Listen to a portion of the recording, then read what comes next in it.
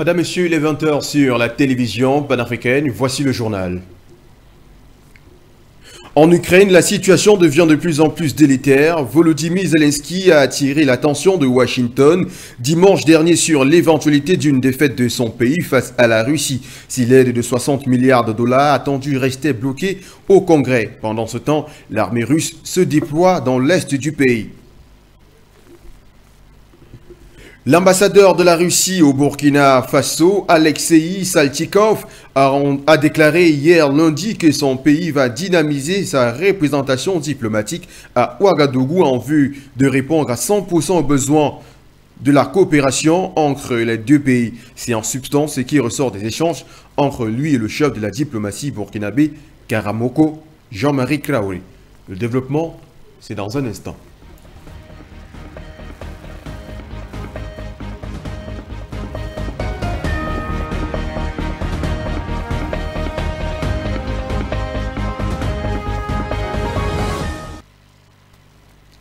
Madame, Monsieur, bonsoir et bienvenue dans le cadre de cette ocre livraison de Pan-African News sur Pan-African TV. Vous êtes nombreux à nous regarder. Ancrons cette fois-ci avec cette actualité qui concerne le Burkina Faso. L'ambassadeur de la Russie au Burkina Faso, Alexei Saltykov, a déclaré hier lundi que son pays va dynamiser la représentation diplomatique à Ouagadougou en vue de répondre à 100% aux besoins de la coopération entre les deux pays. C'est en substance ce qui ressort des échanges entre lui et le chef de la diplomatie burkinabé, Karamoko Jean-Marie Traoré. Regardons. Karamoko Jean-Marie Traoré, ministre des Affaires étrangères, de la coopération régionale et des Burkinabés de l'extérieur, accompagné de Stella Eldine Cabré, ministre en charge de la coopération régionale, a reçu le lundi 8 avril 2024 dans la soirée l'ambassadeur de la Fédération de Russie au Burkina Faso, son Excellence Alexei Saltykov. L'audience a permis aux deux personnalités d'échanger autour du raffermissement des liens de coopération entre Moscou et Ouagadougou avec un accent sur la dynamisation de la représentation diplomatique de la Fédération de Russie à Ouagadougou. Selon le chef de la diplomatie russe, les deux autorités ont discuté du fonctionnement de l'ambassade de sorte à rendre les activités de cette dernière plus dynamiques en vue de répondre à 100% aux besoins de la coopération bilatérale. À la faveur de ce cadre d'échange, le chef de la diplomatie burkinabé et le diplomate russe ont aussi évoqué des sujets au plan multilatéral avec des promesses de soutien mutuel.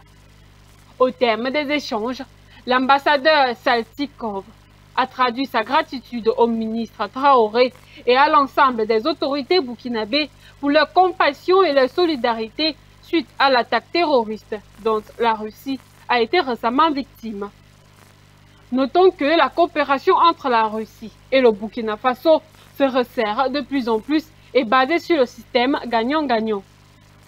On rappelle, les deux pays collaborent déjà dans plusieurs domaines, dont le plan militaire, qui est destiné à renforcer l'armée burkinabé qui s'inscrit en priorité dans la lutte contre les groupes armés djihadistes. Des armements russes ont été livrés récemment au Burkina Faso. Ceux-ci sont accompagnés de formations avec des dizaines d'instructeurs russes présents à Ouagadougou. En dehors de ce plan, les deux pays collaborent également dans le domaine du nucléaire, de l'éducation et bien d'autres. La dynamisation de l'ambassade russe à Ouagadougou ne va donc qu'entraîner les deux pays à se rapprocher de plus en plus. Eh bien, en Ukraine, la situation devient de plus en plus délétère. Volodymyr Zelensky a attiré l'attention de Washington hier dimanche sur l'éventualité d'une défaite de son pays face à la Russie si les 60 milliards de dollars attendus n'étaient pas débloqués par le Congrès américain. Il faut donc dire que pendant ce temps, la Russie se déploie sur l'est de l'Ukraine. Il faut également rappeler ici, dames et messieurs, que le Congrès américain avait débloqué un fonds d'aide de 60 milliards de dollars pour pouvoir aider l'Ukraine à faire face à la Russie qui continue de mettre sur pied l'Ukraine. Regardons. Dans une situation de plus en plus désespérée, l'Ukraine appelle à l'aide des États-Unis alors que la Russie continue d'intensifier sa pression militaire dans l'est du pays. Le président ukrainien Volodymyr Zelensky a lancé un avertissement sans équivoque dimanche dernier, déclarant que son pays paierait la guerre si l'aide américaine attendue d'une valeur de 60 milliards de dollars restait bloquée au Congrès. Il y a quelques semaines, le Congrès américain votait en faveur de cette importante somme destinée à soutenir l'Ukraine dans son combat contre la Russie. Cependant, le président de la Chambre des représentants des États-Unis d'Amérique, Mike Johnson, s'est opposé au déblocage de ces fonds, estimant qu'il pourrait être mieux utilisé pour soutenir les jeunes Américains sans emploi et sans logement. Cette décision a été vivement saluée par une partie non négligeable de la communauté internationale, surtout dans un contexte où l'Ukraine est poussée au bord du précipice par des nations comme la France qui dit lui apporter de l'aide pour combattre la Russie, tant sur le plan des ressources humaines que sur le plan de la logistique. Malgré les munitions, les armes et autres matériels de guerre déjà mis à la disposition de Zelensky et ses hommes, les statistiques sont en faveur de Poutine. Elles indiquent clairement que la guerre contre la Russie est déjà perdue d'avance pour les Ukrainiens qui voient le territoire ukrainien tomber progressivement aux mains des forces armées russes. Vladimir Poutine, figure qui jouit d'une grande popularité en Russie, a été réélu à la mi-mars dernier. Et son influence s'étend inexorablement sur le territoire ukrainien, avec les avancées de l'armée russe. Un fait qui n'est pas du goût des forces de l'OTAN qui souhaitaient le voir partir du Kremlin afin de tenter d'asseoir leur hégémonie autour de cette ceinture de l'Europe. La demande d'aide de l'Ukraine s'inscrit dans le cadre d'un appel à la solidarité internationale pour faire face à la Russie. Pour l'heure, d'après plusieurs informations concordantes, les Ukrainiens font face à une crise humanitaire croissante avec des milliers de personnes déplacées. La seule chose qui reste à faire pour l'homme de Kiev, c'est de capituler. Parlons cette fois-ci de Kigali. Au Rwanda, à l'occasion de la commémoration des 30 ans du génocide rwandais, plusieurs chefs d'État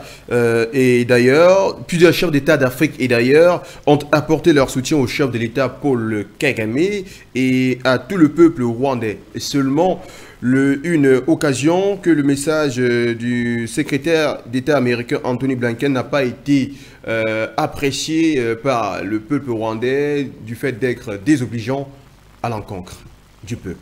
Regardons. Le peuple rwandais a vivement reproché le secrétaire d'État américain Anthony Blinken d'avoir omis dans son message de soutien aux sinistrés de 1994 de préciser que le génocide visait les Tutsis. En fin d'après-midi de dimanche dernier, le secrétaire d'État américain a écrit sur son compte X « Nous pleurons le deuil des milliers de Tutsis, de Hutus, de Toas et d'autres dont la vie a été perdue au cours de 100 jours de violence indicible. » Un message qui a offusqué le chef de l'État rwandais Paul Kagame. Celui-ci s'est senti gêné du fait que Anthony Blinken a peiné à reconnaître les Tutsis comme seule ethnie ciblée par les atrocités de 1994. Le président Paul Kagame a exhorté l'opinion publique et internationale à respecter ce jour de commémoration. Il a d'ailleurs lancé que quand il s'agit du jour de commémoration, qui est le 7 avril, auriez-vous la gentillesse de commémorer avec nous et de vous arrêter là. Il y a 365 jours dans une année. Donnez-nous ce 7 avril, commémorez avec nous et ensuite vous pourrez passer les 364 jours restants à nous blâmer pour tout ce que vous n'aimez pas chez nous. Le gouvernement rwandais a notamment insisté sur le fait que toute ambiguïté quant à l'identité des victimes du génocide soit une tentative de déformer l'histoire et un manque de respect notoire à la mémoire des victimes. Pour répondre à une question d'un journaliste sur le message écrit par Blinken sur la plateforme sociale X, le président Paul Kagame a déclaré qu'il croyait avoir conclu un accord avec les autorités américaines il y a 10 ans pour qu'elles ne critiquent pas l'anniversaire du génocide.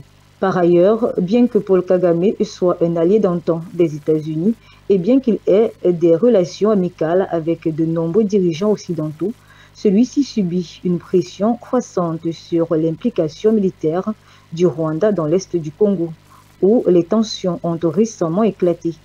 Pour l'heure, les dirigeants des deux pays s'accusent mutuellement de soutenir des groupes armés. Eh bien, revenons cette fois-ci au Burkina Faso où le président de la République, le chef de l'État, Ibrahim Traoré, a procédé hier lundi à une cérémonie de remise d'un important lot de drones à l'armée. Un lot de drones qui ont été réceptionnés par le ministre de la Défense en provenance de la Turquie. Ceci servira à lutter progressivement et intensément contre les terroristes. En date du 8 avril 2024, l'armée burkinabé a été approvisionnée d'un équipement sophistiqué en matériel de défense aérien. Cette acquisition s'inscrit dans le cadre de l'engagement patriotique financé par les citoyens du pays des hommes intègres. Il s'agit donc d'une douzaine de drones turcs de modèle Bayraktar TB2 et Bayraktar Akinci. Au cours de la cérémonie de remise de ces joyaux aériens, le capitaine Ibrahim Traoré n'a pas manqué d'exprimer sa satisfaction et sa joie de recevoir ces équipements. Il a d'ailleurs confirmé que tous les tests effectués et ces appareils rejoindront immédiatement la flotte de l'armée burkinabé. Le président Traoré a profité de l'occasion pour remercier le président de la Turquie, Recep Tayyip Erdogan, tout en assurant que la coopération entre le Burkina Faso et la Turquie se porte très bien. Le président de la transition a également adressé de vifs remerciements au peuple burkinabé qui n'a ménagé aucun effort pour apporter son soutien à l'effort de paix et de sécurité nationale. Cet approvisionnement est donc une nouvelle occasion pour les forces armées burkinabées de monter davantage en puissance sur les champs de combat et d'étendre plus efficacement leur contrôle dans ces zones menacées par les activités terroristes. Une fois de plus, le leadership du président de la transition, le capitaine Ibrahim Traoré, est salué sur la scène nationale et internationale.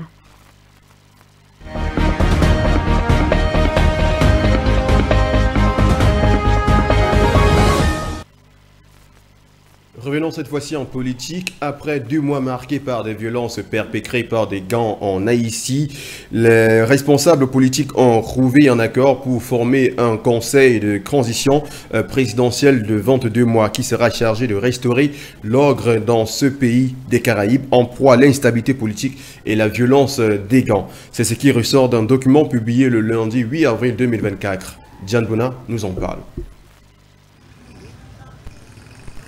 Ce conseil de 9 membres, dont 7 votants et 2 observateurs, intègre des représentants des principaux partis du pays ainsi que du secteur privé et de la société civile.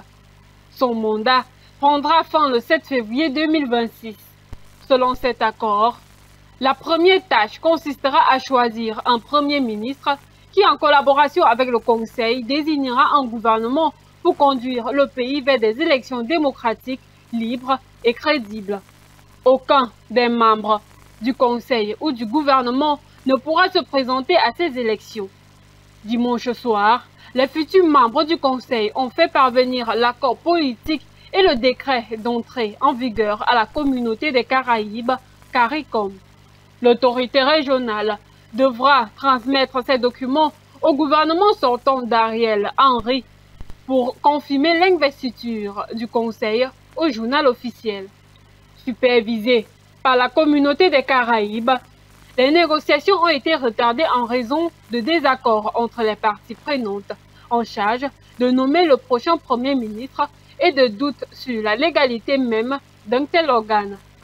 L'organe de transition établit 3 priorités, dont sécurité, réforme constitutionnelle et institutionnelle et élections. On rappelle, Haïti n'a plus de président depuis l'assassinat de Jovenel Moïse en 2021 et n'a plus de parlement en exercice. Les dernières élections ont eu lieu en 2016. Fin février, de puissants gangs haïtiens qui contrôlent plus de 80% de la capitale et des axes routiers cruciaux se sont associés pour attaquer des postes de police, des prisons, l'aéroport et le port dans le but d'évincer le Premier ministre Ariel Henry, qui a annoncé sa démission le 11 mars dernier.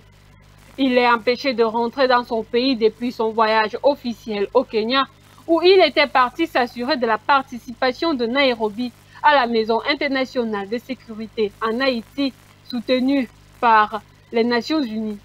La population est confrontée à une grave crise humanitaire avec des pénuries de nourriture, de médicaments et d'autres produits de base. Toujours en Haïti, la police a déclaré dimanche avoir repris le contrôle d'un navire chargé de riz détourné par des gangs. Lors des opérations, 2 policiers ont été blessés, alors que côté assaillant, le nombre d'éléments tués lors de la fusillade survenue samedi au large de la capitale Port-au-Prince est important. Les détails dans cet élément que je vous propose de regarder. C'est une grosse victoire que vient d'engranger la police haïtienne. Les forces de maintien de l'ordre et de sécurité ont déclaré dimanche dernier avoir intercepté un navire cargo chargé de riz qui avait été détourné par 2 groupes de gangs baptisés les Saint-Secon et les talibans. L'appareil dénommé Magali, qui était parti du port de Vareux jeudi dernier à destination de la ville côtière du nord de Cap Haïtien, est de nouveau sous contrôle du propriétaire. Alors que sur le front terrestre, la police a du mal à faire face à des gangs armés qui sèment la terreur parmi la population pour défaut de financement du gouvernement qui lui-même est à bout. C'est une victoire qui vient à point nommé, surtout que ces genres d'intervention ne sont pas légion dans ce pays englué dans l'insécurité grandissante en métropole. Selon les informations d'une radio locale, ces gangs avaient kidnappé toutes les personnes que le navire avait à son bord. En outre, les malfrats n'ont pas manqué de mettre la main sur le butin, emportant quelques 10 000 sacs de riz sur les 60 000 que disposait le mastodonte. Entre-temps, des gangs ont semé la terreur hier lundi au centre-ville de Port-au-Prince. Et pour des mesures de sécurisation au regard des risques encourus par les populations, la police leur a ordonné, en utilisant des mégaphones, l'évacuation du quartier de Champ-de-Mars, près du Palais national. Le mois dernier, le gouvernement a entrepris des démarches visant à acquérir un appui sur le plan sécuritaire pour faire face à la recrudescence des gangs qui pillent, tuent et créent des déplacements des populations. Le Premier ministre Henry s'était d'ailleurs rendu au Kenya à l'effet de faire pression en faveur du déploiement d'une force de police de ce pays d'Afrique de l'Est qu'il avait sollicité. Seulement, le Parlement kényan est à la crème pour l'approbation. Eh bien, c'est ici qu'on referme ce journal. Mesdames, Messieurs, merci d'avoir été des nôtres. Vous êtes en Afrique de l'Ouest, en Afrique australe, en Afrique du Nord ou en Afrique du Sud. Vous êtes tout simplement des téléspectateurs qui veulent une Afrique souveraine et unie. Mais avant que nous nous séparions, je vais vous laisser avec cette autre parole du soir qui vient d'un des précurseurs du panafricanisme en Afrique, le nommé Kwame Nkrumah, qui disait en son temps que l'unité est essentielle pour le progrès en Afrique et la libération de ses peuples. Prenez bien soin de vous et retrouvons-nous demain à la même heure pour le même plaisir et les informations nouvelles.